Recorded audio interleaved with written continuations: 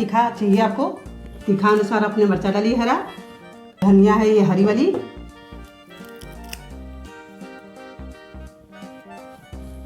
अदरक छील के कटिंग,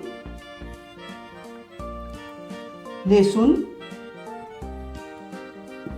बस 4-5 कलियां। अमचूर है, इसका चटनी बनाना है इसलिए अमचूर पाउडर,